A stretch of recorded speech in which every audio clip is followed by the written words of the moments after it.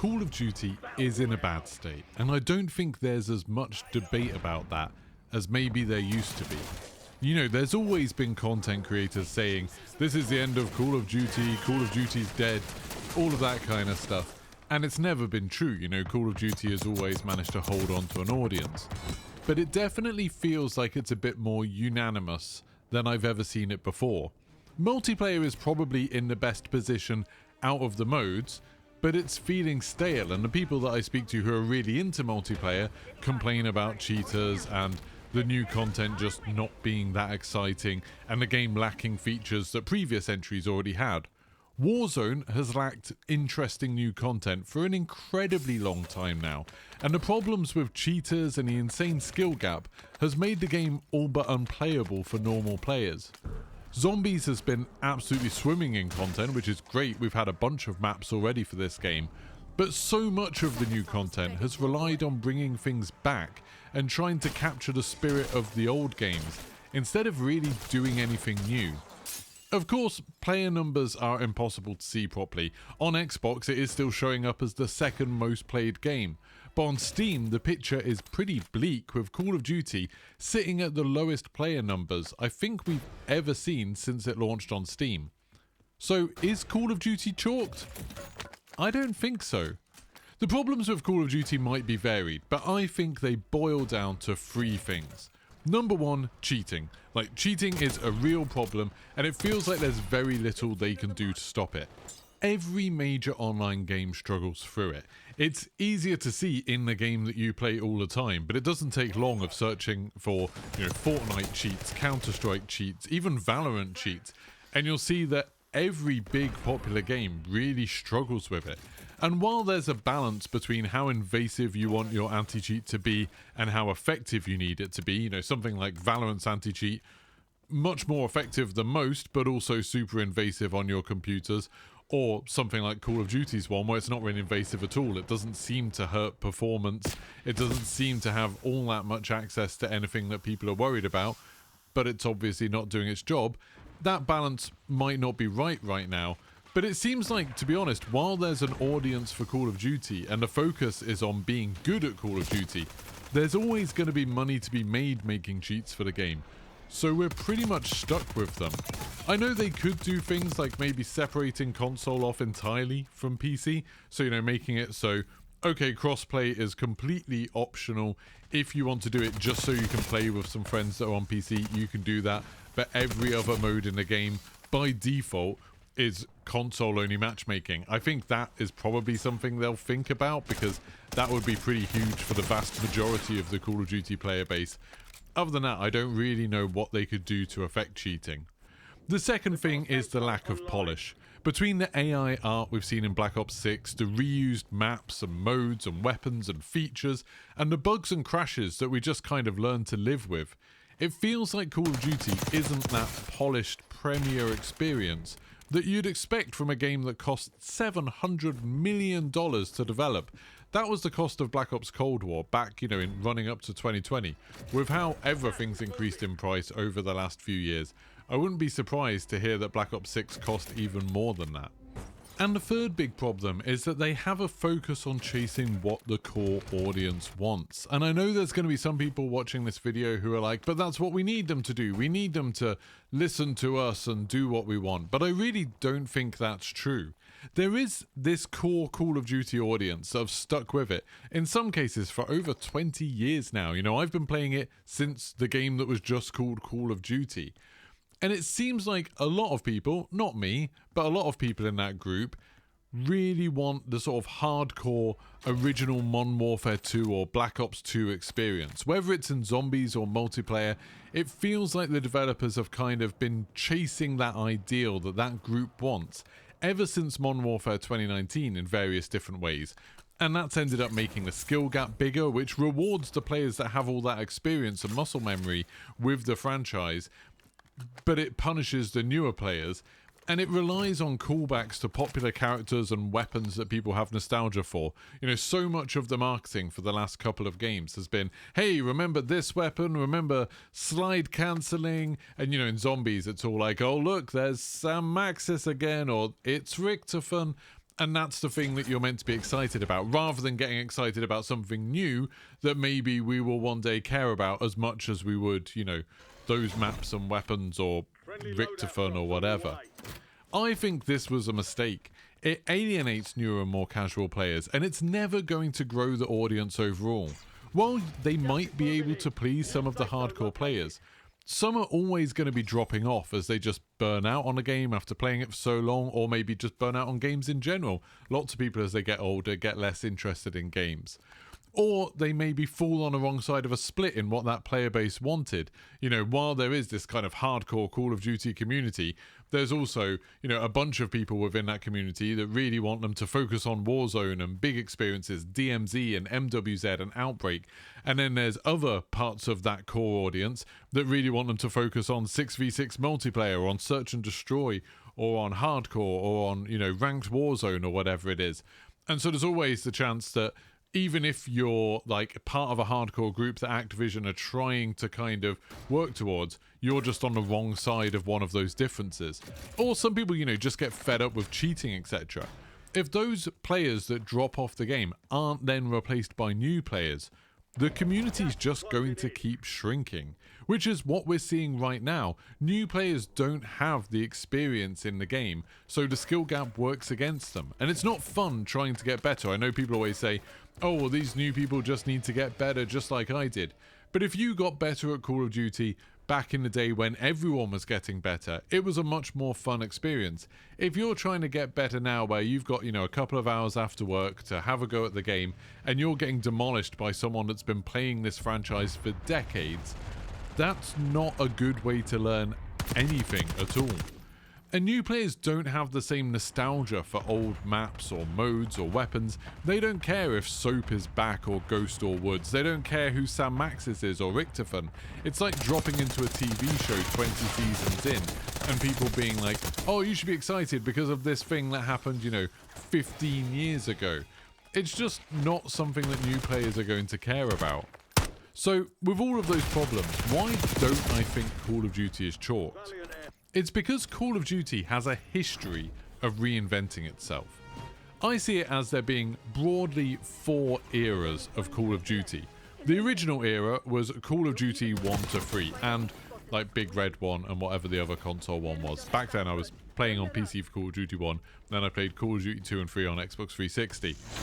That era was all set in World War II, and it started off on PC and then kind of moved over to console. But those games were slightly more focused on campaign, I'd say. Like, that was the big thing they were advertising with them. And multiplayer was a fun afterthought that worked well because the core of the game was so much better than pretty much any other first-person shooter out at the time. You know, the movement felt good, the shooting felt good, they looked great, they ran great. And so the multiplayer, even though it wasn't a focus of those games, ended up being a lot of fun. Then the second era started with Call of Duty 4, Modern Warfare.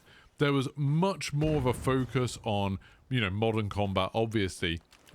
And that trilogy, along with the first couple of Black Ops games as well, and World at War, I'd say, put way more attention on multiplayer with new progression systems, kill streaks, and they started to care about things like competitive gaming and tried to turn it almost more into a sport rather than this game set in a war. People eventually got bored of that at the time, and I know people now are like, oh, those games were the best games ever, but I vividly remember at the time, the sort of general consensus about Call of Duty was that it was almost like FIFA or Madden. They were just releasing the same things over and over again. By the time Modern Warfare 3 came out, people were just like, oh, Call of Duty doesn't have any new ideas, it's just the same all the time, it's getting really boring. And so the third era came along, and the third era changed all of that by really focusing on innovation. We had games like Call of Duty Ghosts, Advanced Warfare, Black Ops 3 and 4, Infinite Warfare, and even, you know, World War II. And this saw the franchise swing wildly between different settings and playstyles, and every year it felt like you constantly had something new in the game. This is probably my favourite era of Call of Duty, but it was also the most divisive. You know, lots of people who liked the second era of Call of Duty hated this because it wasn't like the sorts of games that they really liked playing. It was changing things up a lot. You know, they might get good at one game and then the next game was completely different and they wouldn't be good at that. Or, you know, maybe they just didn't like futuristic weapons or the setting or whatever. It was super divisive, but it did mean that there was constantly new stuff to try. It constantly meant like it was pushing the genre forwards and trying to do new and exciting things. And I thought that was really, really fun at the time. But lots of people did start getting nostalgic for the more sort of grounded Call of Duty games, especially because it's easy to forget that like back in the days of like the first and second era of Call of Duty, there were lots of other competitors. You know, you had things like Medal of Honor and Battlefield, and they were doing really well, and they were kind of set in the same kind of time periods. Around the time of the third era of Call of Duty, when we had things like Advanced Warfare and Infinite Warfare, there really wasn't those other kind of games about, or there weren't as many of them and they weren't as popular. So people started wishing that there were games like that again, but you know, with more modern consoles. It's easy to forget now how big the leaps between like the Xbox 360 and then the Xbox One felt. You know, like games were looking much better, games were performing much better. You were going from having like just a handful of people in a game to suddenly having games with loads of different players. And so lots of people kind of wanted to have some of those advancements on their, you know, new modern consoles, but being able to play games that were grounded like the second era. And that kind of ended up leading to the fourth era of Call of Duty, which we're in now, which started with Modern Warfare 2019. More grounded games with a new focus on capturing the spirit of the second era of Call of Duty, while also becoming a proper live service game. You know, you had things like crossplay, you had things like the battle passes coming out, you had tons of regular content drops all the time. There's always new content, and there's always new ways for Activision to make money from the players. No longer were you just buying the main game. You would buy the main game and then you'd buy a £10 battle pass every single, what was it, every 2 months, something like that, and then you might buy some bundles as well. They could get loads more money out of you. The people that weren't prepared to pay 60 quid for a game, they might play Warzone and Plunder and stuff like that, and then they might buy bundles and battle passes. So it was kind of a way for them to make loads of new money with this kind of new model. Right now, my worry is that Call of Duty are just trying to extend this era as much as they possibly can. It's been making them insane amounts of money from game releases to battle passes, cosmetic bundles, all that stuff I was just talking about. And they've clearly been organising their studios around this model. You know, no longer is it really clear cut that there's like an Infinity Ward game and a Treyarch game and then, you know, a Sledgehammer game or something like that. Instead, if you actually look at the credits of the games, there's tons of studios working on every game. You get games where it's like, oh yeah, like I think Black Ops 6, Treyarch did the multiplayer and the zombies, but then Raven did the single player, I think, and then they're also working on Warzone as well, but some Treyarch stuff is happening on Warzone, and then you've got all of the support studios like Beanox and High Moon Studios. You've got tons and tons of different groups working on it, and I think Activision have purposely made these studios work in this way where they're all doing a little bit of everything, because that means that then everything can be kind of reused, everything can be as efficient as possible. That does mean that they can save a lot of money, but it also has the effect of making everything feel kind of bland and familiar. Re-releasing Verdansk makes me think that their plan is just to keep on milking this era for as long as possible. So, in a way, I hope it fails. I hope Verdansk doesn't bring players back. Verdansk wasn't even what made Warzone popular in the first place. It was something, like Warzone as a whole, was something that felt new, and it came out at a perfect time with the lockdowns for people to be looking for a video game to play with their friends. It was free to play, it was cross-play, everyone could play together, and it was slower, which works really well for new players wanting to try it out.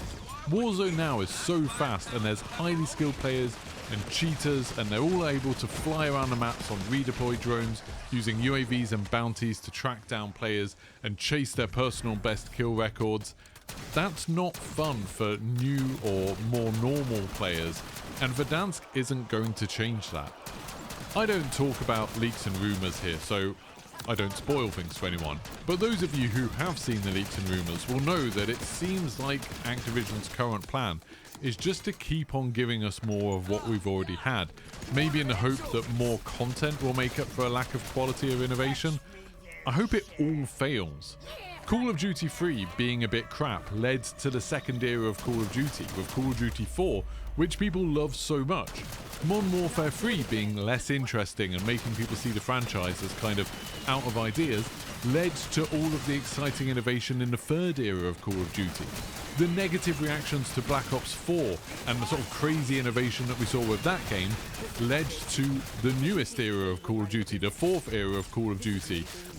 We need a game to fail in some way for Activision to be willing to change things. So I hope it does fail. I hope Activision and Microsoft decide to change the trajectory they're on and do something new. I don't know what I want that thing to be. Maybe an attempt to do something like Arma Reforger with more of a milsim aspect to it. Maybe a simplification of the franchise, putting us as basic soldiers instead of super soldiers. Take away all of those crazy attachments and kill streaks and weapons and get us to experience battles as like part of a bigger unit, a bigger machine. Maybe they could do an entire game based around DMZ with every other mode being kind of a part of it, a mission within it in a big open world. I'm not a game designer, they definitely shouldn't be listening to me with my ideas, but what I do hope is that the developers and producers behind Call of Duty are looking to what's next, how they can bring in new audiences and innovate again, because if they just keep milking whatever Call of Duty has become now, I'm not interested.